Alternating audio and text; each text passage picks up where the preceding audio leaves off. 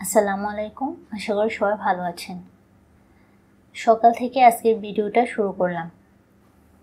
সকালে ঘুম থেকে উঠে এখানে নাস্তা রেডি করছি। ডিম আর পাউরুটি দিয়ে আজকে সকালে নাস্তাটা সেরে নেব,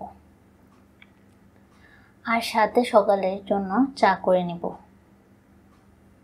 আজকে পুরো মাসের বাজারটা একসাথে করা হবে, সেই জন্য সকালে নাস্তাটা তাড়াতাড়ি করে নিচ্ছি, কারণ পরে অনেকগুলো কাজ করতে হবে।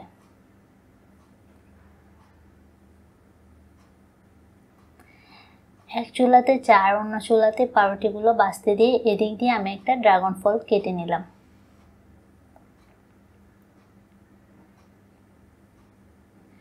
এরপর সকালে নাস্তা করে আমি পুরো বাসাটা গুছিয়ে নিলাম, আর আমার হাজব্যান্ড চলে গেল বাজার করতে।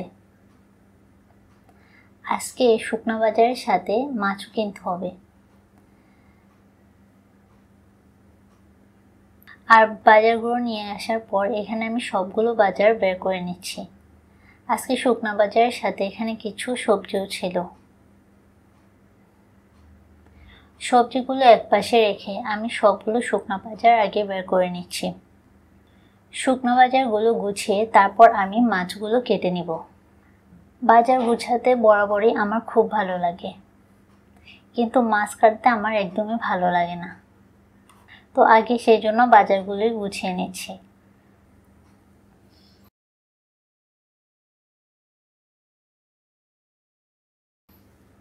শুকনা বাজারগুলো গুছিয়ে আমি একটু আম আর জাম্বুরা কেটে নিলাম। আমি কয়েকদিন আগেও আরেকটা বাজার গোছানোর ভিডিও শেয়ার করেছি। আসলে ওই ভিডিওটা অনেক আগে করা ছিল, আর এই ভিডিওটা হচ্ছে এই মাসের। এখন আমি সবগুলো মাছ একসাথে বের করে নিচ্ছি। বড় মাছগুলো বাজার থেকে কেটে আনলেও ছোট মাছগুলো নিজেরই কাটতে হয়, তবে বাজার থেকে মাছগুলো পিস করে আনা হয় না। আমি নিজের সুবিধা মতো মাছগুলো পিস করে কেটে নিই। এখন আমি বড় মাছগুলো আগে পিস করে কেটে ভালোভাবে ধুয়ে ফ্রিজে রেখে দিব।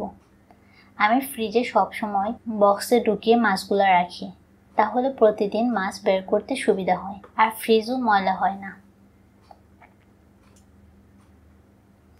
আর আমার আগের মাছ মাংস সবই একদমই শেষ হয়ে গিয়েছে, আর মাত্র এক বক্স মাছ ছিল। এখন আমি একটা একটা বক্স করে মাছগুলো ফ্রিজে গুছিয়ে রাখছি। সবগুলো মাছ কেটে ভালোভাবে ধুয়ে তারপর আমার আবার দুপুরে রান্না করতে হবে।